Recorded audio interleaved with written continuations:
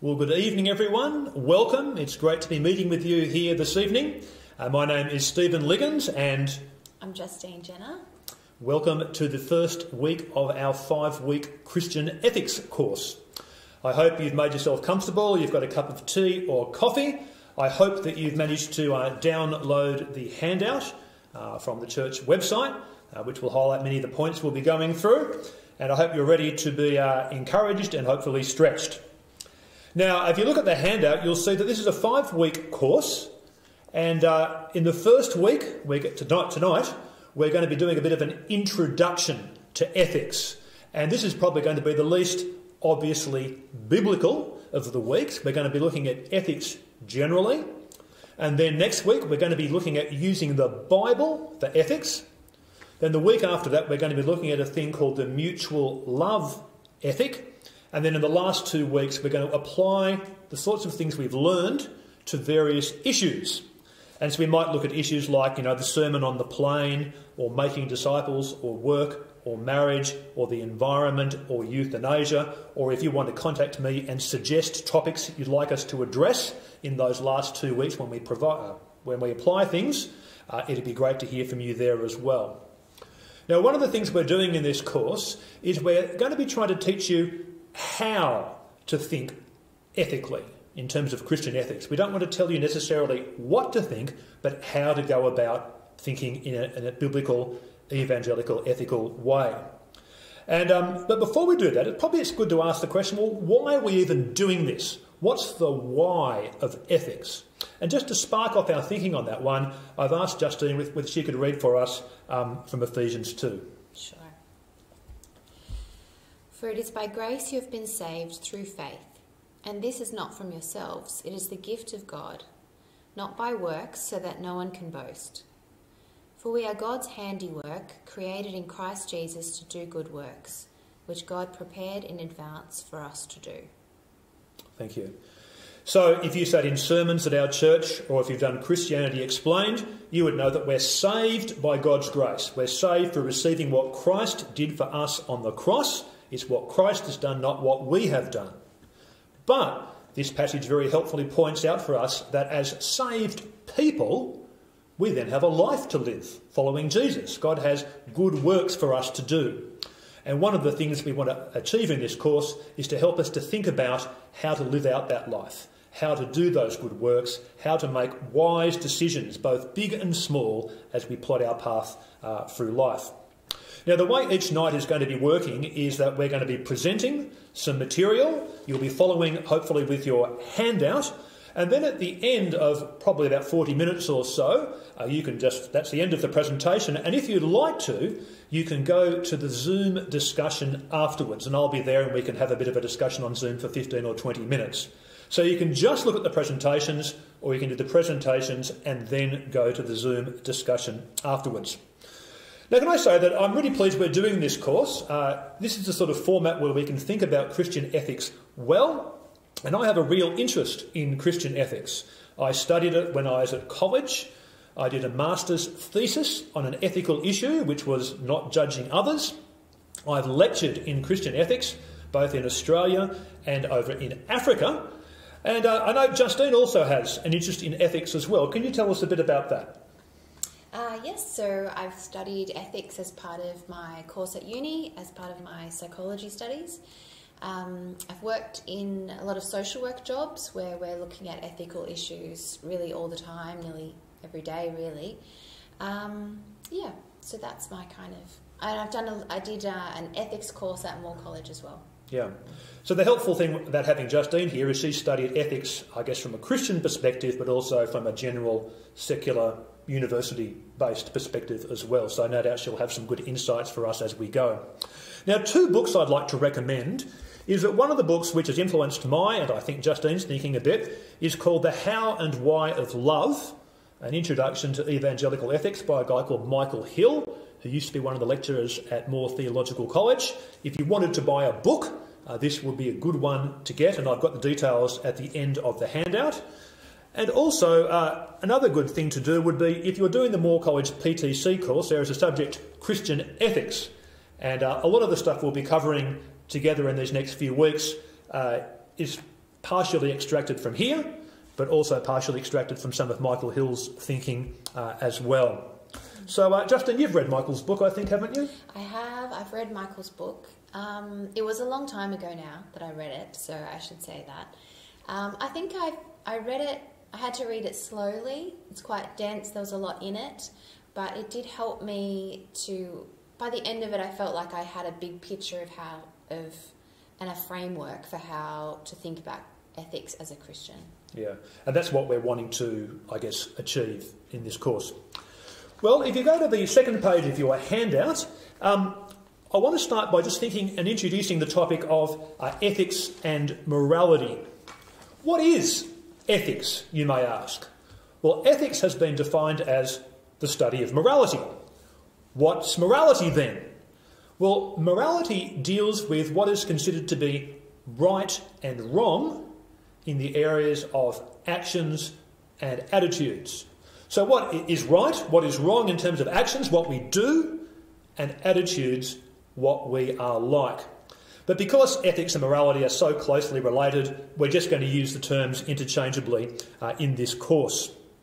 Now, as Justine read out earlier, we're not saved by being ethical all the time, but we're saved to live the Christian life, which will include trying to make ethical decisions.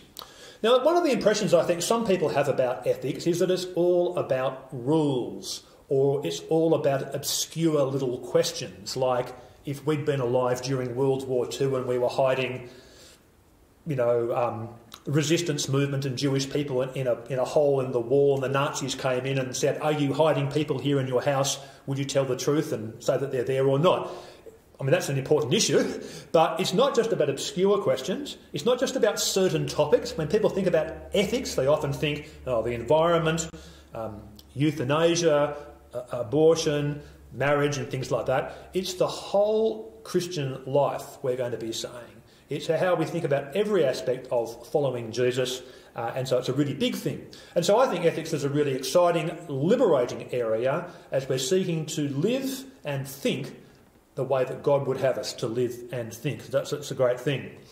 Now, one thing which is probably pretty obvious to all of us is that many people in our culture have different views on ethical issues. It can be the same issue, but people in our culture will have different ethical views. Now, to give one example, remember 9/11, the planes being flown into the towers.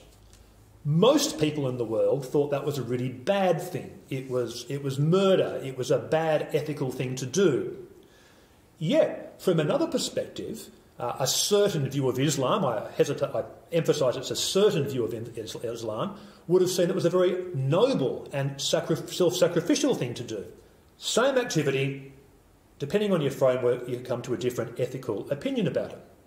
Similarly, most people think that selfishness is a bad thing. We're parents, but often telling our kids not to be selfish. Yet there was a very famous book written a few decades ago by a lady called Ayn Rand called The Virtue of Selfishness. Same activity, different perspective on it. So we're going to be trying to think about the fact that people have different viewpoints, but we're going to be wanting to think, well, what would God have us think about these viewpoints? How are we going so far, Justine? I think you're going great. Thank you. Okay, now, secondly, we're going to go on to the importance of ethics. Now, ethics is a really important topic. It's important for people in all sorts of areas. Christians think ethics is important. The Bible is full of ethical instruction. The Old Testament law, the Ten Commandments, Jesus' teaching, Sermon on the Mount, Sermon on the Plain. Paul's letters, the second half of a lot of Paul's letters, are all about ethics. Families think ethics are important as well. As parents, we're often trying to instill good morals in our children, share your toy with your sister, don't take drugs, those sorts of things. Ethics is important for churches as well. The application points in many sermons all are often to do with ethics, about how we should live and think. There are various ethical guidelines that ministers are supposed to comply with. That seems to be important. Ethics is important in government as well. I mean, what's our obligations regarding climate change or compulsory vaccinations or things like that? It's important in law and business. It's even important in sport. I mean, most codes of football have a judiciary, don't they, to sort of make sure that people are playing the game in the correct spirit. Now, two other areas where ethics are also important are in the areas of counselling and psychology, as well as just in general community life. Now, Justine, you've got some experience in psychology and counselling. Can you tell us a bit about ethics in those areas? I think there's lots of different ways that ethics comes into play with psychology and social work and counselling. From everything from how you treat somebody, as in, is it evidence-based, and is it the shortest number of sessions that you can work with somebody to achieve the best outcome for them. So there's a lot of ethical decisions even about how you, what you're going to do with your client. But social work and counselling, it comes from quite a humanist perspective where it's based on respect for the other person. It's based, your role is to advocate for them or to defend them or to assist them in achieving their goals and what they would like to do. But sometimes as a Christian, your own personal ethic and values will come into conflict with what your client is wanting and wanting to achieve. And so you need to be able to manage that. Yeah. So it's good to know what you think from a Christian perspective as well as what the secular perspective might be on a particular issue. What about in just general day-to-day life? Do you find ethical issues are often coming up for you? Yeah, I think every day, all the time, from really small ones to really big ones. You know, should you push in on that line? No. At the moment, everybody's talking about the COVID vaccination and what does it mean to love your neighbour or to look after your health or your own personal rights to make your choice. You know, can an employer ask you to get a vaccination? Is that okay? But I remember even when I was putting myself through uni, I worked in a bookshop, which you would think is very harmless. Where's the ethic there? But someone really challenged me on...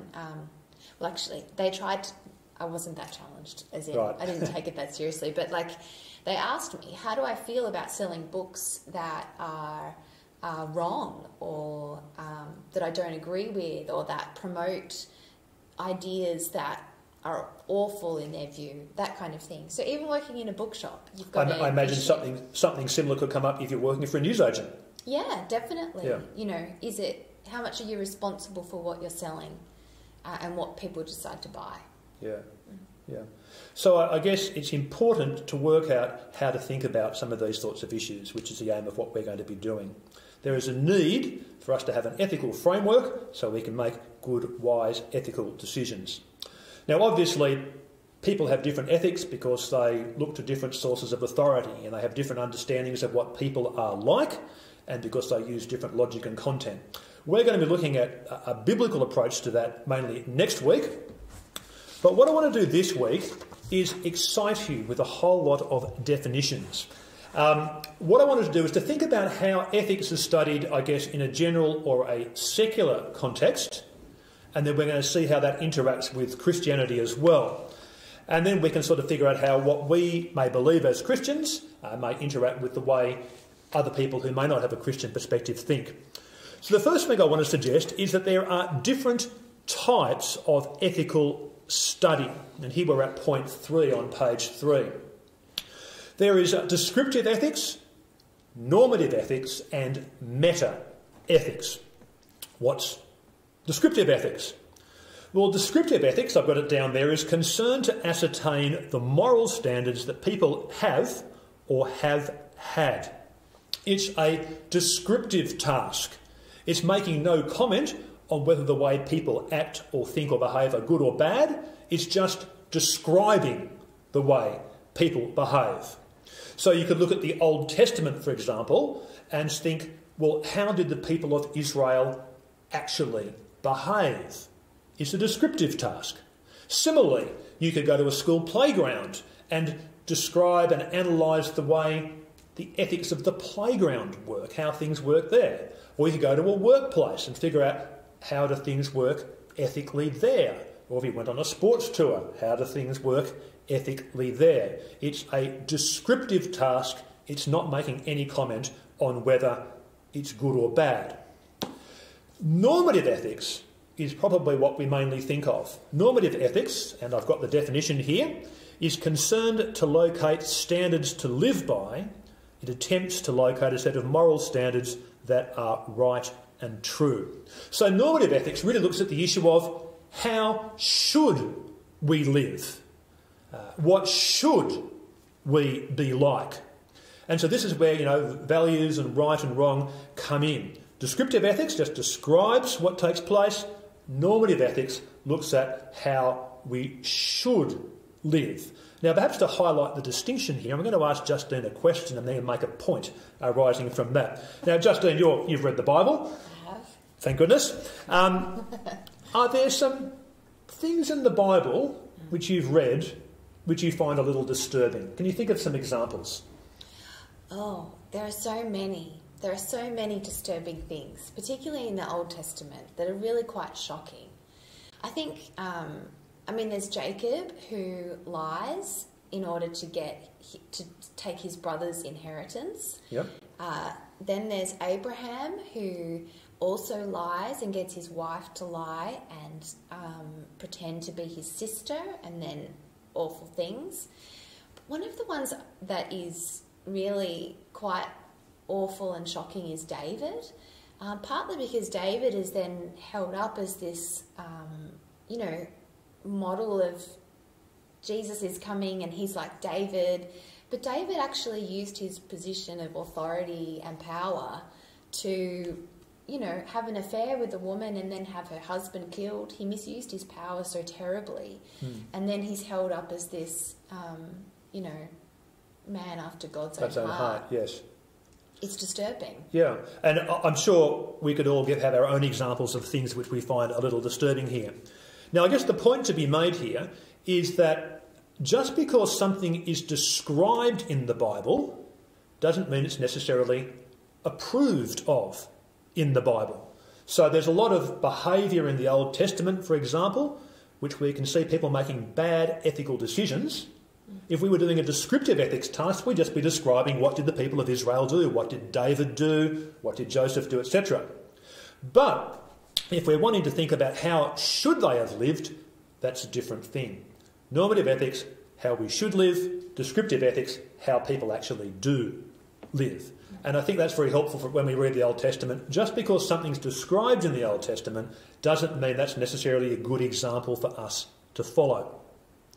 Now, the final example of ethical study is meta-ethics, which is sort of really examining how ethics is studied. Sort of the thing which people get excited by at universities. We're not going to go into meta-ethics at all. I'm just mentioning that to you so that you know that it exists. Now, for most of this course, we're going to focus on normative ethics, how we should live. And for most of the course, we're going to be looking at normative Christian ethics, how Christians should live. And in fact, we're going to be looking at normative evangelical Christian ethics. So Christian ethics which are consistent with the sort of teaching which we have at this church, gospel-based, Bible-believing, etc., etc.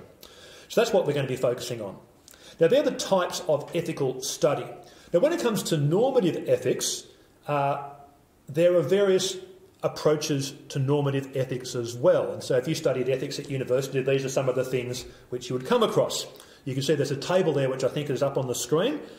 You can see that there are different focuses in ethics and different, what have I called it? Different bases in ethics. So the first thing I want to talk about is duty ethics and virtue ethics.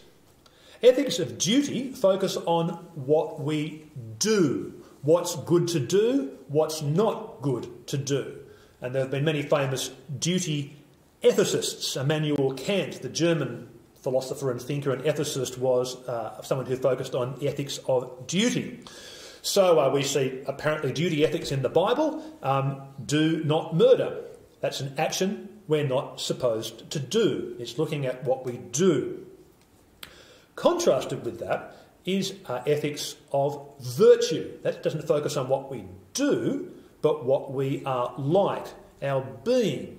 And so people like Aristotle focused on virtue ethics. Some famous ethicists of more recent years are Alistair MacIntyre, Stanley Haraway, they're just two names. They focused on virtue ethics. And so an example of virtue ethics might be the exhortation to be truthful, or be honest, or be kind.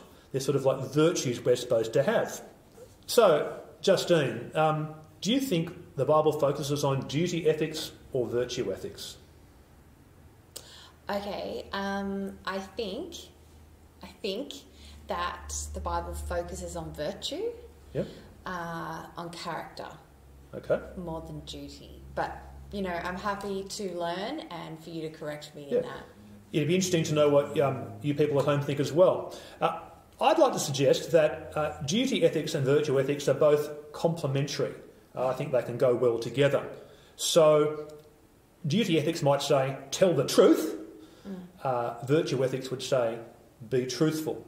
And so I think really virtue ethics and duty ethics go together, and they're examples of both being focused on in the scriptures. I've got a quote there. Justine, do you reckon you could read that for us, please? Sure.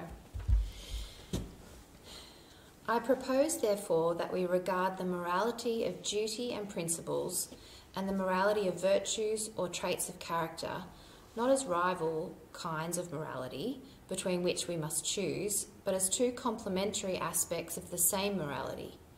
Then, for every principle, there will be a morally good trait. Yeah.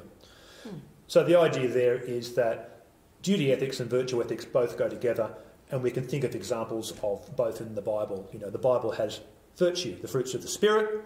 It has duty, don't murder, don't even think bad thoughts in your heart, that sort of thing. But I have a question, Steve. Please, yeah. So if ethics of duty and ethics of virtue go together, does one come first? That's a good question.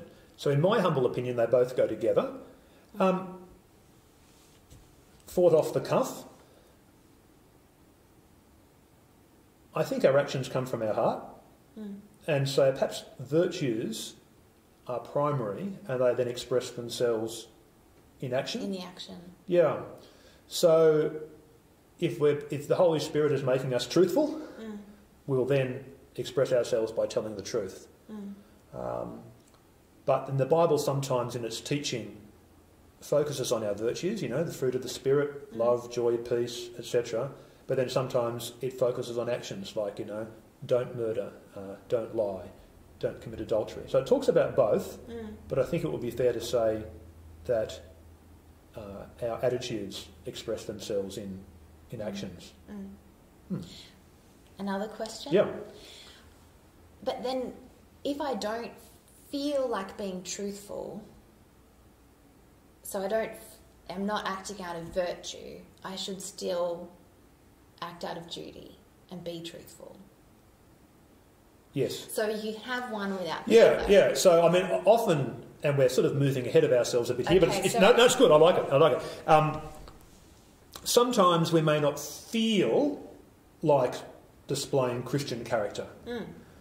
But it's good to control ourselves and behave that way. So if I got so frustrated with you that I wanted to thump you, which I can't imagine wanting to do that, but just by way of example, I've still got those feelings, I just want to, not that I would, it would be best that I didn't actually do the action. Yes. So I guess the Bible sort of focuses on both. But, our actions spring from our heart, I think. But sometimes when our heart's not quite right, it's still perhaps good to control our actions. Yeah, thank you. Thank you. There's some good thoughts. Okay, so ethical theories can sometimes focus on duty or virtue. I think we should focus on both.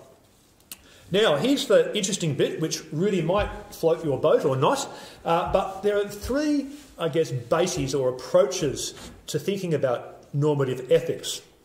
Here are some really good phrases you can drop into dinner party conversation and sound really knowledgeable. There is deontological ethics, teleological ethics, and consequentialist ethics. And at the end of tonight, I'm going to ask you, which one do you think is most consistent with the Bible? And I might ask that to you too, Okay. Justine, shortly. So let's go through what these ethical approaches are. The first one is deontological ethics. The word deontological comes from a Greek verb, deon, which means necessary, must, ought, should. And so deontological ethics says that we should do the right thing simply because it's the right thing to do. Why is it the right thing to do? Because some authority figure says that it's the right thing to do. So, an example of deontological ethics might be the approach to Christian ethics called the divine command theory. Why should we do what the Bible says? Simply because God says to do it. Okay? We do it because God says so. He's the authority figure. But there are other sorts of deontological ethics as well. I mentioned a bit earlier the German philosopher Immanuel Kant. He proposed a deontological ethical theory which wasn't Christian. He devised a means of behaviour based on reason. Reason was the authority, and he had a formula which he gave which you would apply, and you had to comply with it just because reason dictated that you had to do it. So that's deontological ethics. You do it simply because some authority figure said you had to do it, or an idea like reason compels you to do it. The second approach to ethics is teleological ethics. It's from another Greek word, telos, which means end, goal or purpose. Now, teleological ethics explains how actions are right or wrong because of the various goals envisaged by things. Let me explain, because this is not clear yet. Teleological ethics says there are different kinds of things in the world, you know, male, female, boy, girl, adult, child, tree, rock, cat, dog. There are all different kinds of things. And each thing has a telos, a goal which it should be moving towards, a purpose, so to speak. And so ethical behaviour allows each kind of things to fulfil its purpose or its goal. So I've got there on your handout, there are kinds. Kinds have purposes. Purposes can be discovered, and this purposiveness is normative for moral decision making. So kinds should be able to fulfil their purpose. Let me give some examples. Thomas Aquinas, a great Christian thinker of about 900 years ago, had a natural law approach to teleological ethics. He said you can discover the purpose of things, like, for instance, of this plant. I've got a plant here that's in shot. There we go, there's the plant. I can examine that, work out its purpose, which presumably is to grow and to flourish. And so ethical behaviour is what encourages that to grow and to flourish. If you're an evangelical Christian, you think, well, if there are kinds and purposes, we can discover kinds and we can discover their purposes through looking at the scriptures. So, for example, someone might look at the book of Genesis and see how God creates different kinds of things. That sometimes he says that those kinds have purposes. So God created plants which were good to eat. So for those particular sorts of plants, one of their purposes was to be good to eat. God created humans, we read in Genesis chapter 2, to, I guess, look after the garden, look after creation. So one of our purposes as humans is to be good stewards of the world and to develop the world in which God has put us. Aristotle, always good to quote Aristotle. Aristotle, who was a virtue ethicist, he was a teleological virtue ethicist. And he said that we need to have virtues as humans which will help us to fulfil our goals as humans. And for Aristotle, the goal as humans was to live in community. So virtues which were good were for living in community. The third form of ethical approach is consequentialist ethics. And these consider the consequences of actions or virtues. And it says, I'll read out here, actions that allow satisfaction of human needs and desires are morally good. Those that inhibit or harm satisfaction are morally evil. It's the consequences of actions which make them right or wrong. It's the ends justify the means approach to ethics. One of the classic examples of consequentialist ethics was by a guy called Jeremy Bentham in the 18th century. In the 19th century, he came up with a thing called utilitarianism. And according to utilitarianism, actions or virtues are right if they produce the greatest amount of pleasure for the greatest number of people. Something is morally good, for example, telling the truth, if it secures the greatest amount of non-moral good for people, for example, pleasure. So there are three approaches. Deontological, just you do it because some authority figure says to. Teleological, because things have purposes and ethical behaviour promotes those purposes. Consequentialist, we're looking entirely at the results. Now, sometimes those three approaches will come to the same conclusions about certain things. Sometimes they will come to different conclusions about certain things. Now, as I've been explaining those, I wonder whether you've been thinking, well, what does the Bible teach? Which approach would the Bible encourage us to have? And so, as you're thinking about that, I'm going to ask Justine. Justine, do you think, from what we've seen there, we've concluded that there's both duty and virtue ethics in the Bible, and thanks to your question, we then concluded that maybe virtue sort of precedes duty, you know, our attitudes then break forth in actions. But do you think the Bible's deontological, teleological, or consequentialist? I was thinking about this as you were talking, and I found it quite helpful that you pointed out that sometimes the different types can end up in the same decision. So I would say teleological, but I can see how some of the way what I think is probably an ethical decision could also look consequentialist or deontological. Yep. So I was thinking about, might be controversial at the moment, but Go for it. I was thinking about vaccinations, because that's the world we're in at the moment, and how you could say that there's a utilitarian kind of framework for why you should get a vaccine, because that action is good for the majority, right? That would be how that utilitarianism plays out there. Yep. But equally, a teleological, thank you, would do the same, because if our purpose is to love our neighbour and to put their interest above our own, we might still get vaccinated. Yep. I'm not trying to make that we have to get vaccinated thing right now. I'm just talking about we're just as an using it as an example. Yeah. Would that be right? Well, once again, the prime thing to do is just to do what the Bible says, to try and understand the Bible. Yeah. But if we're trying to, I guess, square the way the Bible teaches ethics with the way that ethics is taught and understood in the general academic community, and the general academic community has been massively influenced by Christian thinking over the centuries, I think it's just an interesting exercise to think, well, which one does it fit in with? Here's my opinion. I think the Bible looks deontological because God tells us things. He tells us things about life. He tells us how to get saved. He tells us things to do and tells us things to be like. And if you as a Christian think, well, why should we do these things? Well, we know that we're being told to by a God who loves us and has everyone's best interests at heart. So, but we're ultimately doing it because God tells us to. And we trust him. So I guess at that level it looks deontological. But I think that God just doesn't tell us to do random, pointless things. Like there's no command in the Bible saying, Justine, you have to wear pink T-shirts on Tuesday. Yes. Right? You sort of think, well, what's the point of that? You know, there's nothing like that. There's always a reason or a point behind all the commands in the Bible.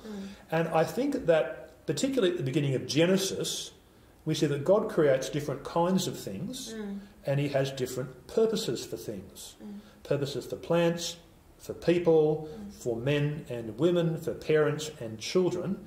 And the commands which God gives us and the teaching he gives us promotes, I guess, kinds fulfilling their purposes. And so I think the commands of the Bible will help me to be a better Christian man and parent and husband. similarly, with you and everyone else. So I think the Bible looks deontological, but there's an underlying teleology to it. There's a point to it. God doesn't tell us to do random, pointless things. So you might like to think at home, what do you think about that? And can you back it up from the Bible? And if you're chatting with me shortly on Zoom, you might want to tell me what you think there. Now, tonight, the week 1, as I said, is the most, least biblical of the 5 weeks we're doing. But the point of this was, I guess, to sort of put ethical thinking that we're going to be doing in the next few weeks within the context of the larger academic study of ethics, which, as I said, has been greatly influenced by Christian thinking. And we've seen that to do that, the Bible is both ethics of duty, ethics of virtue, looks deontological, probably an underlying teleological thing. I don't really like consequentialist ethics because if you look for the ends justifying the means, you can justify a whole lot of really what I think are very nasty things. And if you employ a classical utilitarian approach, and you can apply it lots of ways, but it would be possible to sort of think, if it made 1 million people happy to watch one person being tortured to death, well, think of all the pleasure, just a bit of pain for that one person. Maybe we'll go with let's torture him to death. Whereas we would think as Christians that's right out of line. So having said that though, in terms of Christian ethics, if we're living the way that God would want us to live, in accordance with his instructions and kind and purpose, I think the consequences are going to actually be the best. Because God knows how best to get good consequences, more so than what we do. So that's what I think there. Okay, I think we're pretty much finished for tonight. I hope you found this helpful. If you sat there and thought there wasn't enough Bible, there'll be plenty of Bible next week, and particularly in the weeks after that. As I said, the first part of this course is looking at how to think about ethics, how to do ethical thinking, and then we're going to start to apply things more in the second half of the course. If you'd like to chat to me for about a quarter of an hour afterwards, please join with me on Zoom. You've got the link. If you don't want to do that, that's fine too. And Justin and I look forward to seeing you next Monday night at 7:30. So it's been great to be meeting with you. I'll see you later. See you.